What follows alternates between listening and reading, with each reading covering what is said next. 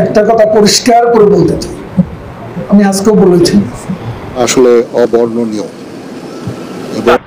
গ্রেফতার হয়েছে বাংলাদেশের রাজনীতিতে বিদকুটে পরিবেশ সৃষ্টি করা আন্তর্জাতিক মানের খাটাস, যিনি আন্তর্জাতিক মানের কাউয়া কাদের নামে পরিচিত, ওবায়দুল কাদের বা কাউয়া কাদের গ্রেফতার হয়েছেন একটু আগে। লেডিস এন্ড জেন্টলম্যান, দর্শক শ্রোতা, দেশ ছেড়ে তো পালিয়ে গেলেন অনেক আওয়ামী লীগ নেতা, কিন্তু তারা বিদেশে গিয়েও রক্ষা হলো না শেষ পর্যন্ত। কঠিন ধোলাই খেলেন এমপি শামীম ওসমানের এখন বর্তমান কি অবস্থা সেগুলো আমরা জানবো, এবং আরও এমপি মন্ত্রীদেরও অনেক খবর এসেছে। তো আজকে ভিডিওতে কিন্তু অনেক তথ্য রয়েছে, যার কারণে সম্পূর্ণ ভিডিওটা না টেনে দেখতে চেষ্টা করবেন। তো কথা না বেরিয়ে চলুন আমরা ভিডিও মূল আলোচনায় চলে যাই। ভিডিও মূল আলোচনায় চলে যাওয়ার আগে আপনার কাছে আমার ছোট করে একটু অনুরোধ, আপনি প্রত্যেক মুহূর্তের আপডেট পেয়েছেন তো অবশ্যই চ্যানেলটি সাবস্ক্রাইব করে দেবেন এবং পাশে থাকা বেল আইকনটি ক্লিক করে দেবেন, তাহলে প্রত্যেক মুহূর্তের আপডেটটি সবার আগে পৌঁছবে আপনার কাছে।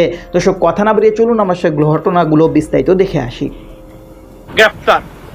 গ্রেফতার হয়েছে বাংলাদেশের রাজনীতিতে বিদকুটে পরিবেশ সৃষ্টি করা আন্তর্জাতিক মানের খাটাস, যিনি আন্তর্জাতিক মানের কাউয়া কাদের নামে পরিচিত, বাংলাদেশের মানুষের কাছে সবচেয়ে ফানি, ইউজলেস, গার্বেজ টাইপের এবং থার্ড ক্লাস টাইপের পলিটিশিয়ান, আওয়ামী লীগের সাধারণ সম্পাদক এবং লজ্জা যাকে বলে জাতির জন্য একজন পলিটিশিয়ান হিসাবে, সেই আপনার ওবায়দুল কাদের বা কাউয়া কাদের গ্রেফতার হয়েছেন একটু আগে। লেডিস এন্ড জেন্টলম্যান, আমি এই জন্য ধন্যবাদ দেই স্বরাষ্ট্র মন্ত্রণালয়কে। আমরা জানি যে স্বরাষ্ট্র মন্ত্রণালয় সাখাওয়াত হোসেনের একটা বক্তব্য নিয়ে গতকালকে আপনারা সারা বাংলাদেশে তুলপাড় সৃষ্টি হয়েছে। যদিও আমি রিকোয়েস্ট করেছিলাম এই সরকারকে 4 উইকসের আগে আমি সমালোচনা করতে চাই না, কোনো ব্যক্তিকে আমি সমালোচনা করব না যত 4 উইকসের আগে, কারণ একটা সরকার কিভাবে সেট আপ হয়, সরকার কিভাবে কাজ শুরু করে, এই 15 বছরের দুর্বৃত্তায়নের পরে I know that very well. সুতরাং আমাদের অনলাইনের মানে সেলফ ডিক্লেয়ার্ড বিপ্লবী বা রেভলিউশনিস্ট আছেন কিছু, যারা অনেকগুলা বলেন ডক্টর ইউনূসের চরিত্র হনন করা, ব্রিগেডিয়ার সাখাওয়াতের চরিত্র হনন করা, অ্যাডভাইজারদের চরিত্র হনন করা, এই ধরনের উগ্রবাদী এক্সট্রিম মানুষের কাছ থেকে দূরে থাকবেন। এদের ফলোয়ার্স আর সাবস্ক্রাইবার বেশি মানেই না, তারা যা বলবে তারা কুরআন হাদিস হয়ে গেছে। আমি কিন্তু বারবার বলছি, আমি সুতের বিপরীতে হাঁটা মানুষ। আমি রিকোয়েস্ট করতেছি আপনাদেরকে, সরকারকে 4টা সপ্তাহ দিবেন, 4 সপ্তাহ পরে আপনারা ইচ্ছা মতো ধরবেন। দে স্টার্টেড স্লো, আমি বারবার বলছি, আবারও বলছি, slow and steady wins the race.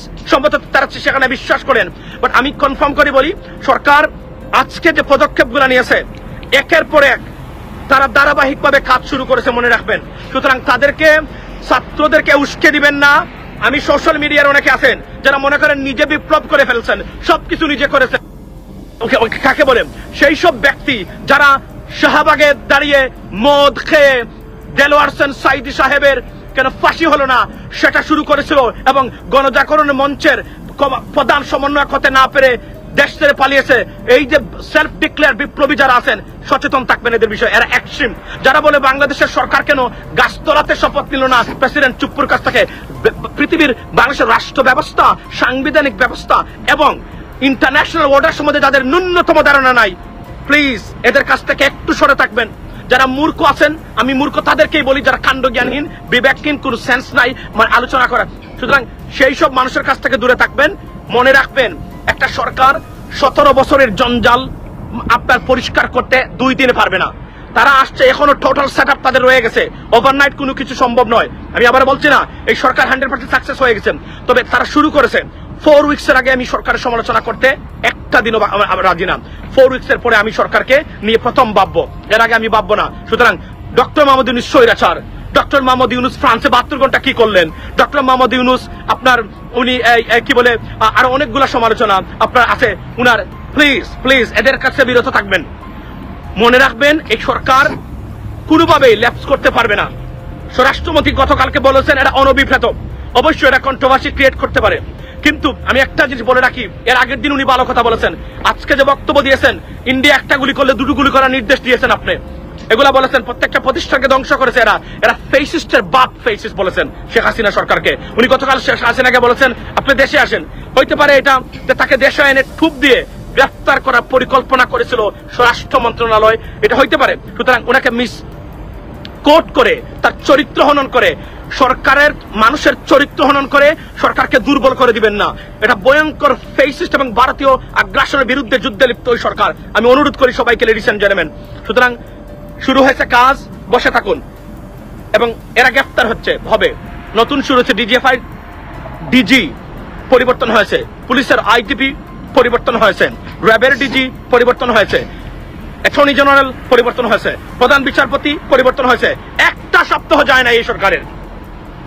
আজকে গ্রেপ্তার হয়েছেন আপনার পালিয়ে বেড়া চুরের মতো মহাপরাক্রমশালী সালমান এফ রহমান, যার কথায় বাংলাদেশ নাচত, যার কথায় বাংলাদেশ টিকত।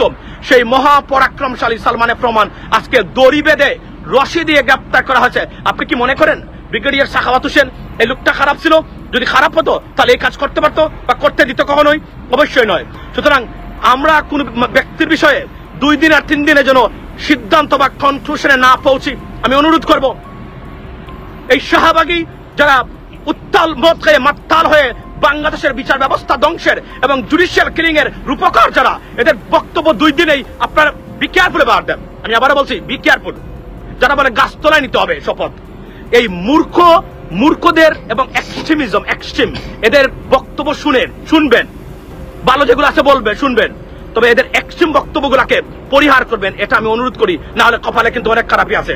আর 2 দিনে একটা সরকারের মানুষেরকে আপনি এবার আয়নাগরের, আমি বলি আয়নাগর নিয়ে গতকালকে একটা ভিডিও করেছি, আয়নাগরের হিসাব আসবে।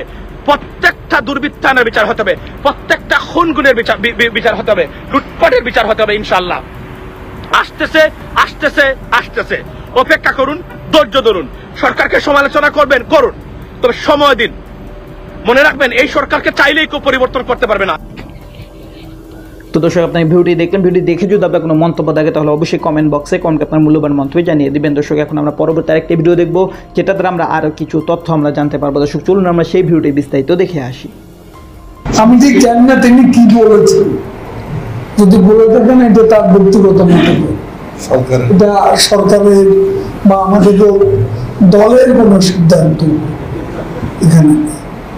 আর আমার প্রশ্ন হচ্ছে যে শিক্ষার্থীদের আন্দোলনের শুরু থেকে আমরা দেখলাম যে শিক্ষার্থীরা বারে বারে সরকারের পক্ষে নির্বাহী বিভাগকে আলোচনার পাশার কথা বলছিলেন, সেটা হয়নি। আবার শিক্ষকরাও তাদের আন্দোলন কাভার করতে যে আমরা দেখেছি যে তারাও বারবার আফসোস করে বলছেন যে আমাদের সাথে সরকারের কেউ কেন আলোচনায় বসে না, আমাদের সম্পর্কে সিদ্ধান্ত নিচ্ছে, তারা কোন রকম আমাদের সাথে কোনো আলোচনা না করে সিদ্ধান্ত নেওয়া হচ্ছে।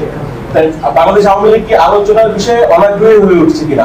আলোচনা করে সমস্যা শিক্ষকদের সাথে তো পাশের রুমে আমি বসি না, এটা পরে, এটা ইদানিং প্রথম থেকে দেখা যাচ্ছিল যে শিক্ষকরা এই ছাত্র আন্দোলনের শুরু থেকে, যেদিন থেকে 28 তারিখের আগ দিয়ে আমরা যখন শিক্ষকদের আন্দোলন কাভার করছিলাম, শিক্ষকদের ঢাকা ইউনিভার্সিটিতে কিংবা ছাত্ররা বারবার বলছিলেন যে আলোচনায় বসুক আমাদের সাথে কেউ, নির্বাহী বিভাগের শিক্ষকরা বলছেন যে আমাদের সাথে কেউ আলোচনা বসছেন না কেন? বাংলাদেশ আওয়ামী লীগ কি আলোচনা পর থেকে সরে আসছে কিনা? কে বলছে? শিক্ষকদের দাবি, শিক্ষকরা কিংবা ছাত্ররা। আমি যে বসলাম এটা কি সরকারের পরে?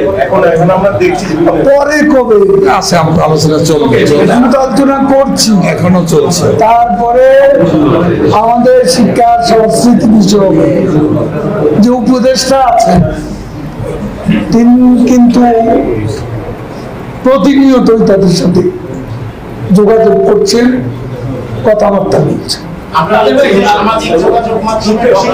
শিক্ষার্থীরা এখন ক্লাসে ফিরে যাবেন, কিন্তু ইউনিভার্সিটি তো বন্ধ। এই অবস্থায় শিক্ষার্থীরা ক্লাসে ফিরে যাবেন এরকম তো সম্ভাবনা নাই।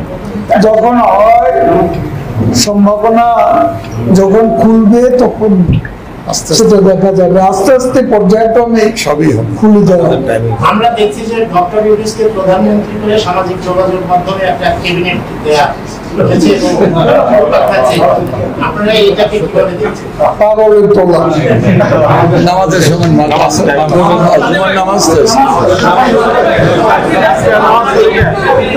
এই আপনারা জুমার নামাজ পড়বেন না?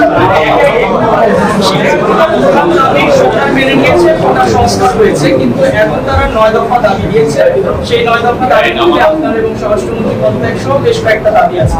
এই দাবির ব্যাপারে আপনারা কি ভাবছেন?